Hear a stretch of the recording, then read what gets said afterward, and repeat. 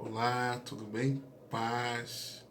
Eu tenho a palavra de Deus para compartilhar com você na nossa reflexão de hoje, com base em texto de 16 de fevereiro, cuja nossa leitura bíblica do dia, ela está em Marcos 14 e Êxodo 26 e 27. Eu quero convidar você a abrir a sua Bíblia, se você puder, em Marcos 14, 60 a 62 e acompanhar comigo a leitura que diz assim a santa e poderosa palavra de Deus.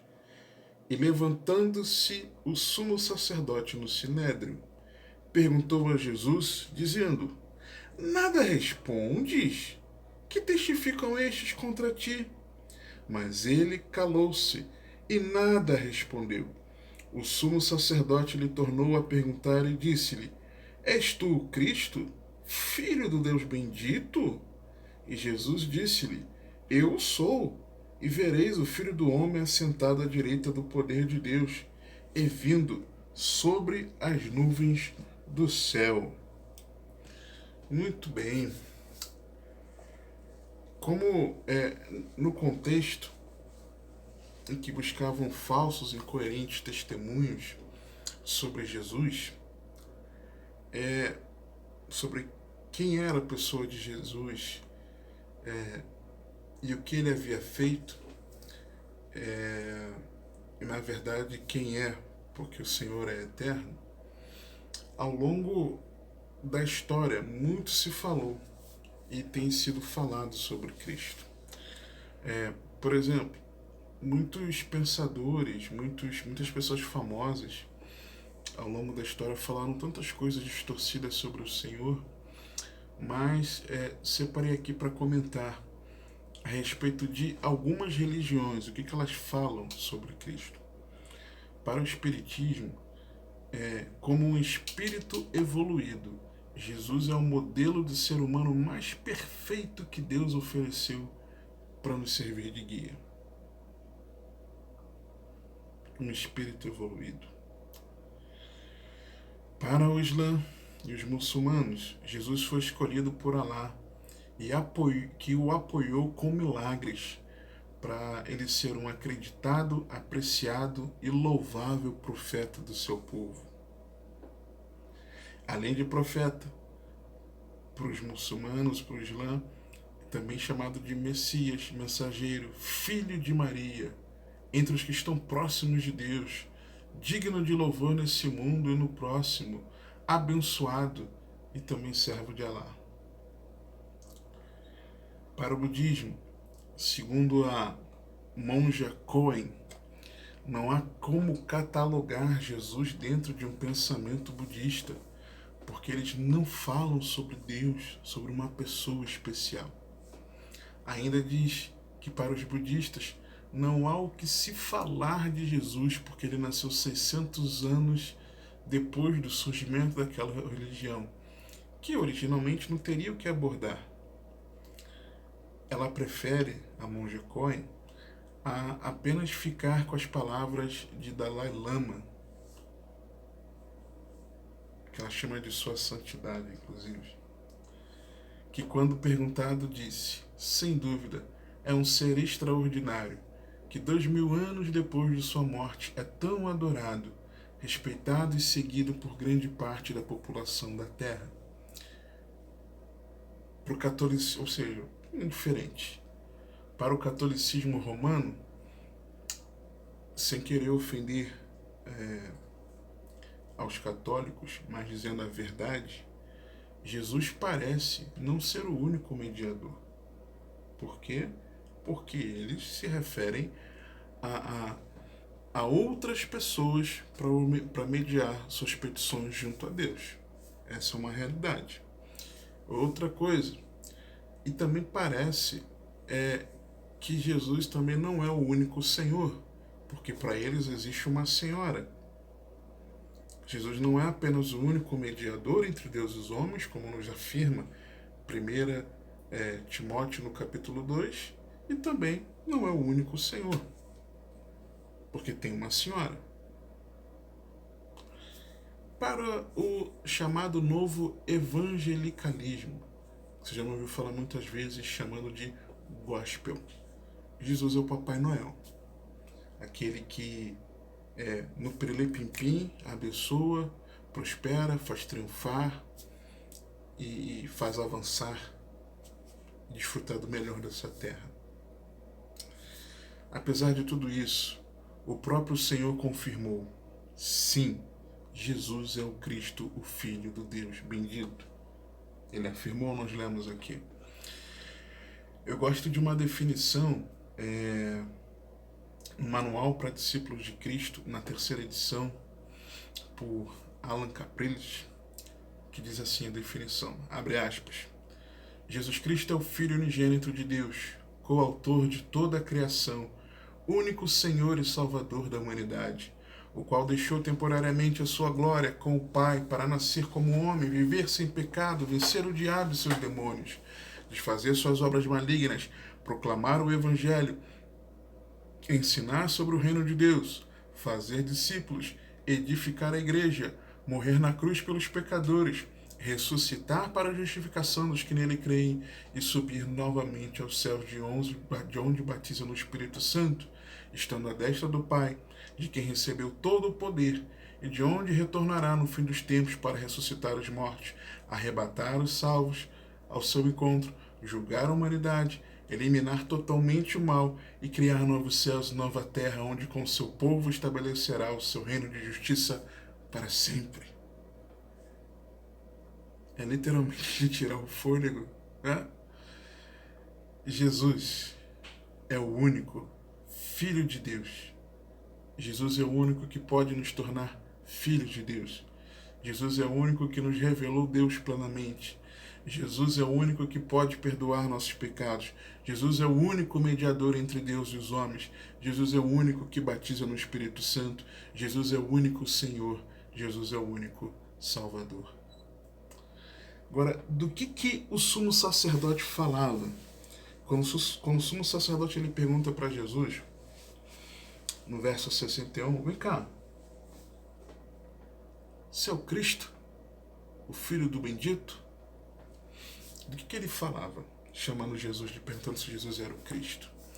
Cristo é o Messias, do grego Christos e do hebraico Mashiach. Não se prenda as minhas pronúncias, por favor. Que significa tanto no hebraico como no grego, ungido. E diferentes versículos no Novo Testamento nos mostram que as Escrituras apontavam para Cristo. Você já me ouve falar bastante sobre isso. Essa era uma verdade revelada. Atos 17, 1 a 3. E passando por Anfípolis e Apolônia, chegaram a Tessalônica, Paulo e sua equipe missionária, onde havia uma sinagoga de judeus.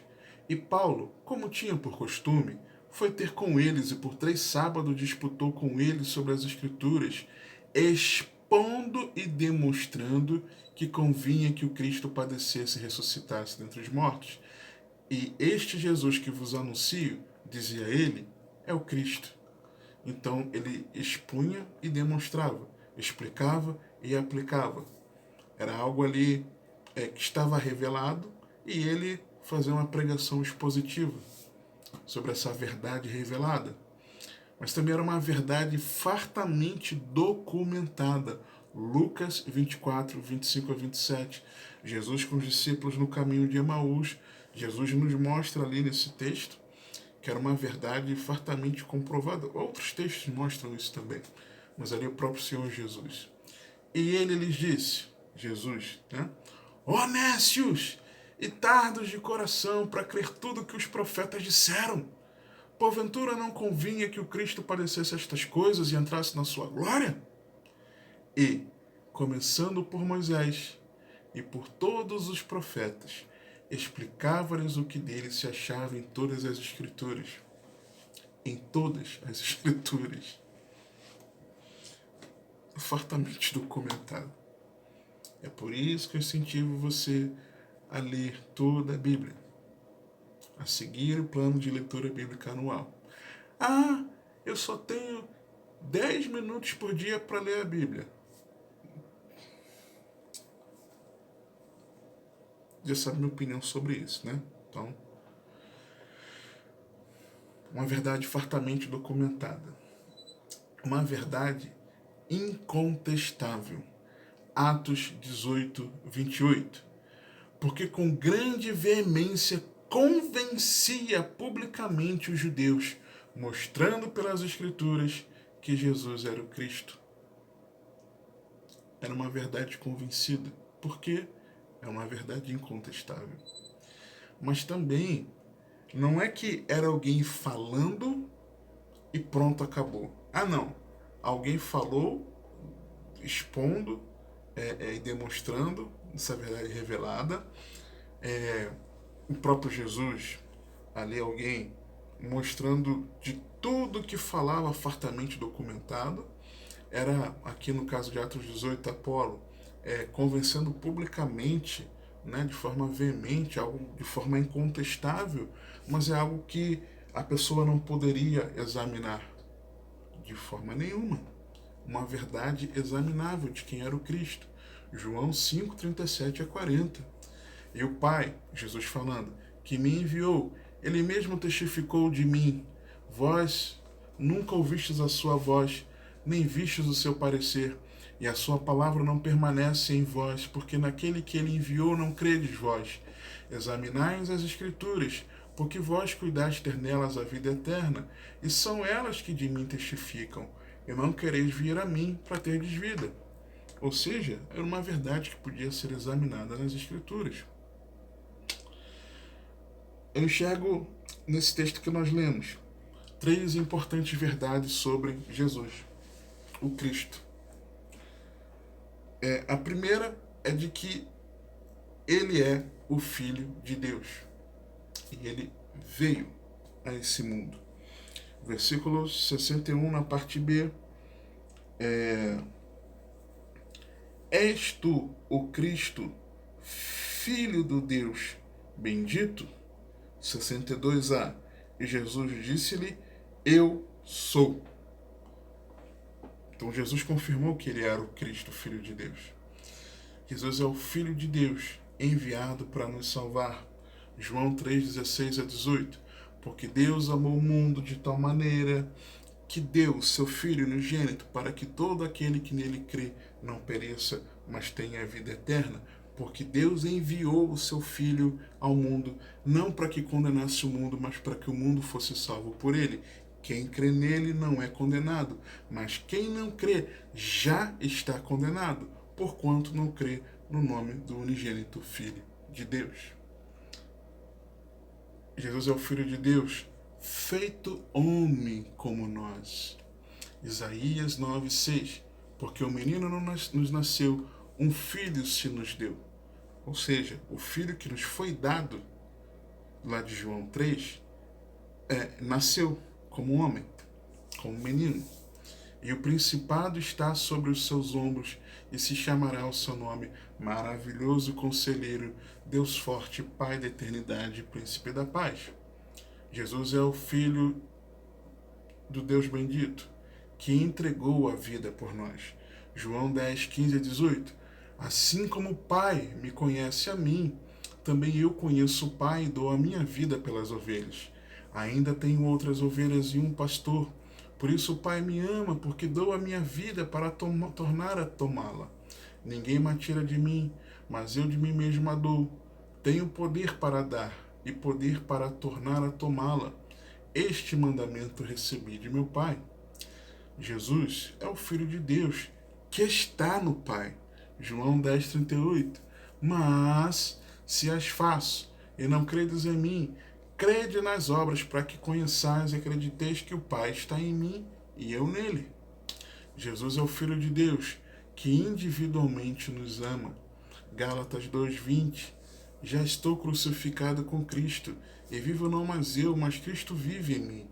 E a vida que agora vivo na carne, viva pela fé do Filho de Deus, o qual me amou e se entregou a si mesmo por mim. Jesus é o Filho de Deus, em quem o Pai tem prazer.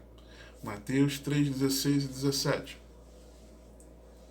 E sendo Jesus batizado, saiu logo da água, e eis que se lhe abriram os céus, e viu o Espírito de Deus descendo como pomba e vindo sobre ele. E eis que uma voz dos céus dizia: Este é o meu Filho amado, em quem me comprazo, em quem tenho grande prazer. Jesus é o Filho de Deus, com quem devemos nos relacionar. Salmo 2, versículo 12. Beijai o Filho, para que se não ire, e pereçais no caminho, quando em breve se acender a sua ira. Bem-aventurados todos aqueles que nele confiam. Jesus é o Filho de Deus, temido pelos demônios. Mateus 8, 29. E estes clamaram, dizendo: Que temos nós contigo, Jesus, Filho de Deus? Vieste aqui atormentar-nos antes do tempo? Jesus é o Filho de Deus que se manifestou para desfazer as obras do diabo. 1 João, capítulo 3, verso 8. Quem comete o pecado é do diabo, porque o diabo peca desde o princípio. Para isto o Filho de Deus se manifestou, para desfazer as obras do diabo. Essa é a primeira verdade que eu enxergo, que Jesus é o Filho de Deus. Segunda verdade que eu enxergo no texto é que Jesus está sentado à direita do Pai. Verso 62, parte B. E vereis o Filho do Homem assentado à direita do poder de Deus.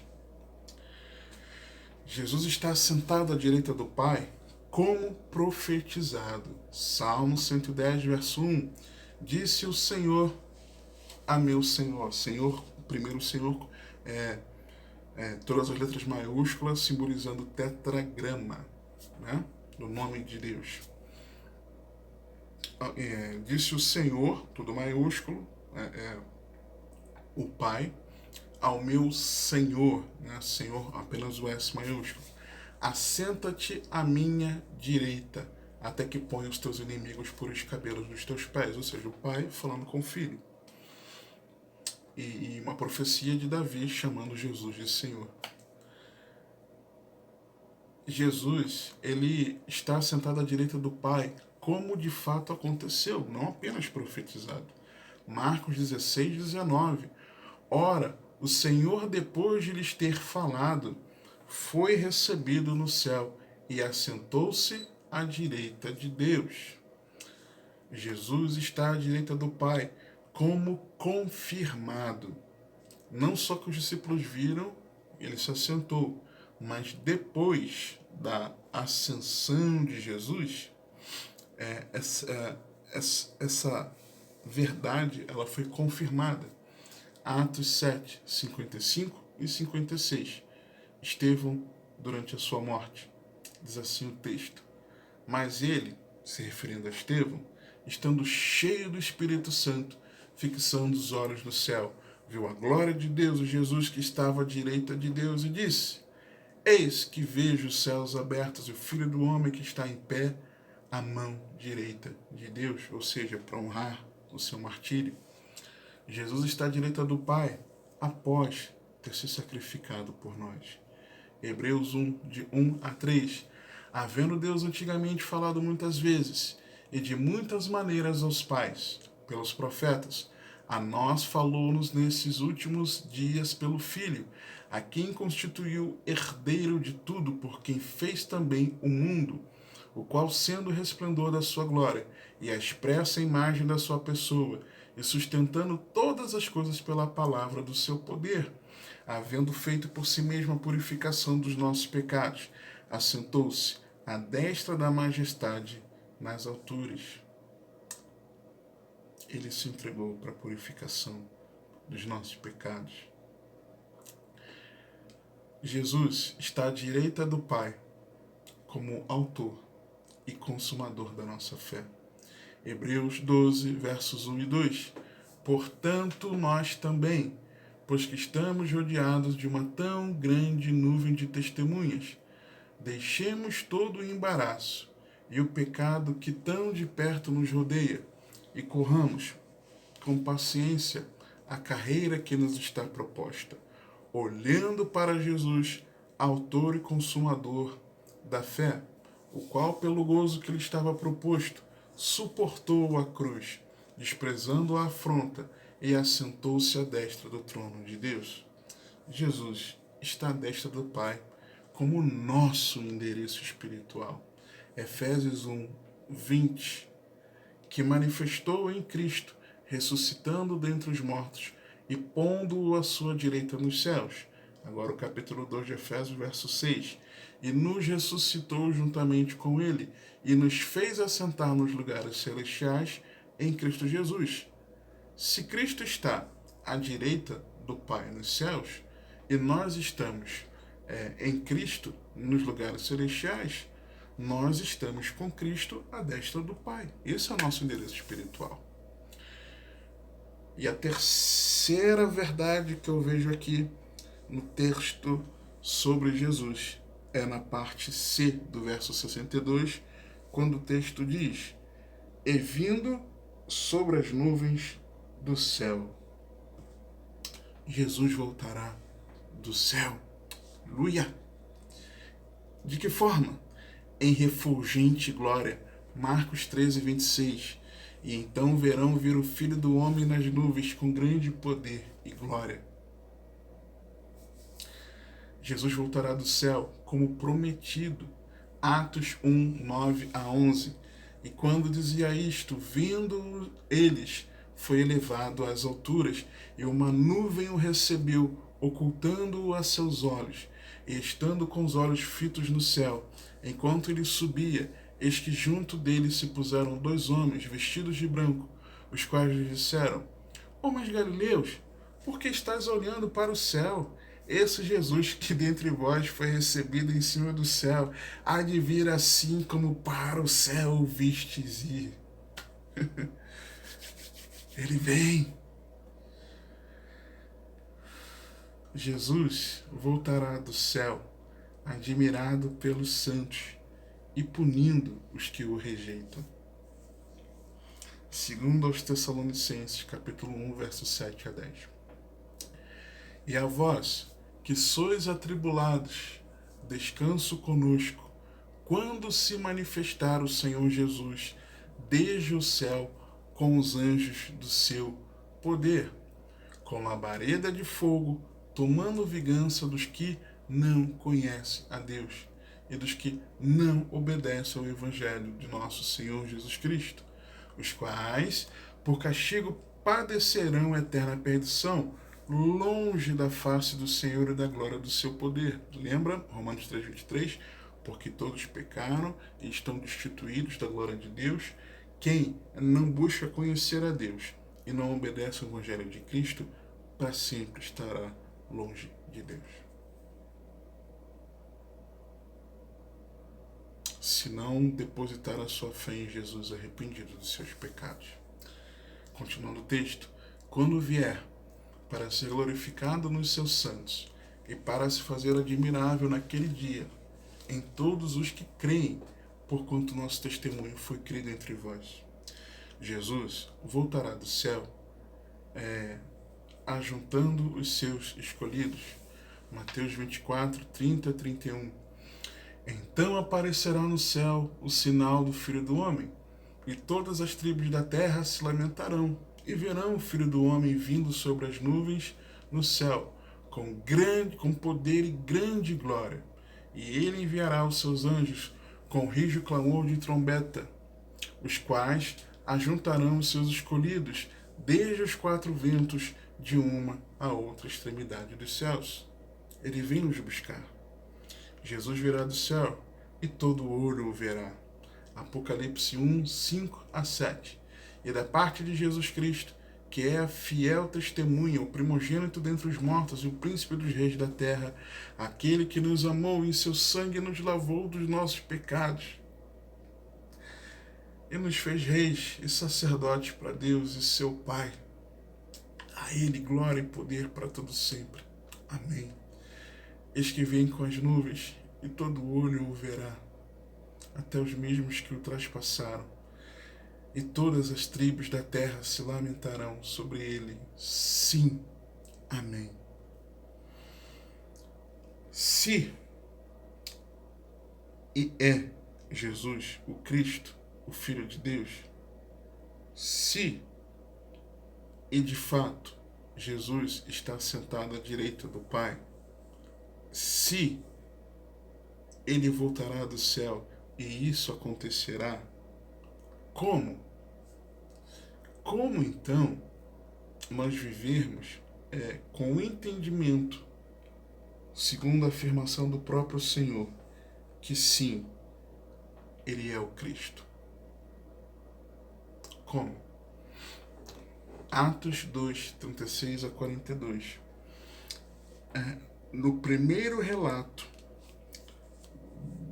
de uma pregação pública, após o Senhor ter subido aos céus, os discípulos estavam com medo da perseguição, estavam obedientes juntos, né, unânimes juntos ali, mas enclausurados em obediência, porque Jesus mandou eles aguardarem, de fato, serem revestidos do alto, do poder do alto. Atos 2 começa narrando a descida do Espírito Santo, e ali os discípulos foram batizados no Espírito Santo, um som de um vento impetuoso, viram línguas repartidas como fogo sobre eles, começaram a falar outras línguas, e alguns os tiveram como bêbados naquele horário do dia. Não era o horário costumeiro de se beber, né? Como era comum o povo que bebia, né? Se bebedava. E aí Pedro se levanta, cheio do Espírito Santo, faz uma pregação, como se estivesse respondendo aqui ao sumo sacerdote, perguntando se Jesus era o Cristo, e ele faz uma pregação maravilhosa, afirmando que Jesus era de fato o Cristo. E aí no versículo 36, usando contextos de Davi, vai lá atrás, usa a palavra, usa as escrituras, e citando coisas que estavam profetizadas sobre o Senhor. E aí a partir do versículo 36 ao 42, Atos nos narra o seguinte, Pedro dizendo agora aqui: saiba, pois, com certeza, toda a casa de Israel, que a esse Jesus a quem vós crucificastes, ou seja, esse que o sumo sacerdote perguntou se era o Cristo, Deus o fez Senhor e Cristo. E ouvindo eles isto, compungiram-se em seu coração e perguntaram a Pedro e aos demais apóstolos: que faremos, homens irmãos? E disse-lhes Pedro: arrependei-vos. Primeira coisa, arrependa-se dos seus pecados. Jesus morreu na cruz do Calvário por você, para te salvar, por causa dos seus pecados, recebendo a punição que seria justa a você, por causa da sua ofensa a Deus. Mas o justo Jesus morreu por você, injusto. O santo morreu pelo pecador, para que ele morresse a sua morte, a minha morte, para que nós vivamos a sua vida. Se com tão grande amor o Senhor se entregou por nós, por causa dos nossos pecados, como podemos nós permanecermos na prática dos pecados?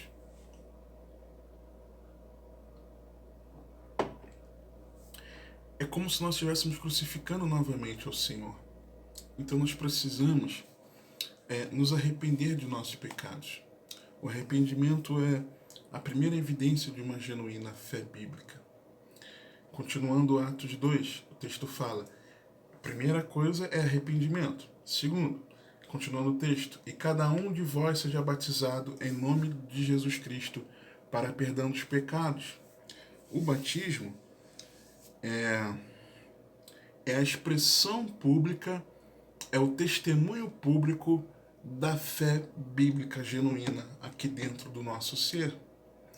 Então, se eu, em primeiro lugar, eu preciso me arrepender, porque eu criei que Jesus é o Cristo, em segundo lugar, eu preciso assumir um compromisso com Ele e publicamente evidenciar que sou de Cristo. Continuando o texto. E recebereis o dom do Espírito Santo, porque a promessa vos diz respeito a vós, a vossos filhos, e a todos os que estão longe, a tantos quantos Deus nosso Senhor chamar. Que promessa é essa?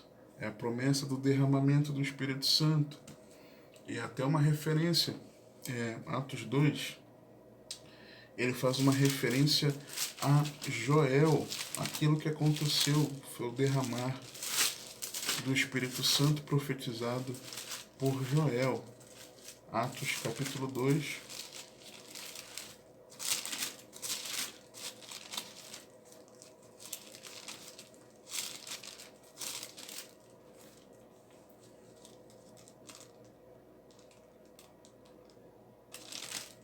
Olha o que ele diz. Versículo 16. Mas isto é o que foi dito pelo profeta Joel. E nos últimos dias acontecerá, diz Deus, que do meu espírito derramarei sobre toda a carne, os vossos filhos, as vossas filhas profetizarão, os vossos jovens terão visões, e os vossos velhos sonharão sonhos, e também do meu espírito derramarei sobre os meus servos e sobre as minhas servas naqueles dias, e profetizarão. E farei aparecer prodígios em cima no céu, sinais embaixo da terra, sangue, fogo e vapor de fumo. O sol se converterá em trevas e a lua em sangue antes de chegar o grande e glorioso dia do Senhor. E acontecerá, todo aquele que invocar o nome do Senhor será salvo. Ou seja, ele estava explicando que aquilo que eles viam ali, para eles era como se estivessem bêbados. Na verdade, era o cumprimento da promessa do derramar do Espírito Santo. E essa promessa é o que ele fala mais à frente, aqui no capítulo 2, quando ele fala que essa promessa, no versículo 38, e recebereis o dom do Espírito Santo, porque a promessa vos diz respeito a vós. Se em primeiro lugar é necessário o arrependimento de pecados, como evidência da nossa fé. Em segundo lugar, assumir um compromisso público com Cristo. O nosso caminhar com Cristo. Isso envolve ser batizado nas águas. Se você ainda não é, você precisa se batizar, porque é uma ordenança do Senhor. Por que você não está se batizando? Por que você ainda não se batizou? Tem uma razão para isso? Ou é falta de fé, de verdade no Senhor? Se tiver uma razão, ainda não teve oportunidade, mas se você está protelando, por quê? É bom você sondar o seu coração e congregar, né? Assumir compromisso público, congregando inclusive, participando de reuniões públicas com irmãos em Cristo. Em terceiro lugar, nós devemos buscar o Espírito Santo. Em quarto, o texto continua dizendo, e com muitas outras palavras, verso 40, isto testificava e os exortava, dizendo, salvai-vos desta geração perversa, de sorte que foram batizados os que de bom grado receberam a sua palavra, e naquele dia agregaram-se quase 3.000 almas. Ou seja, eu enxergo aqui a importância de se fazer discípulos, porque Pedro pregou com muitas palavras, os exortando a salvarem-se da geração perversa. A igreja os batizou, eles foram batizados, e naquele dia agregaram-se quase 3.000 almas das pessoas que, de bom grado, receberam a palavra, a pregação, e aí foram batizados. Então, em quarto lugar, eu vejo que é fazendo discípulos. E em último lugar, o texto continua, versículo 42, e perseveravam na doutrina dos apóstolos, e na comunhão, e no partir do pão, e nas orações. Ou seja, eles perseveravam como igreja, perseverando em ser igreja. Primeiro, arrependendo-se de todos os pecados. Segundo, comprometendo-se publicamente com Cristo. Terceiro, buscando o Espírito Santo. Quarto, fazendo discípulos. E quinto, perseverando em ser igreja. Sim, Jesus, ele é o Cristo, que veio a esse mundo para nos salvar. Morreu a nossa morte em nosso lugar. Sofreu a punição pelos nossos pecados, mesmo sendo justo, para que a ira de Deus fosse desviada de mim e de você, se nele nós depositarmos a nossa fé, nos arrependermos dos nossos pecados, nos comprometermos com ele.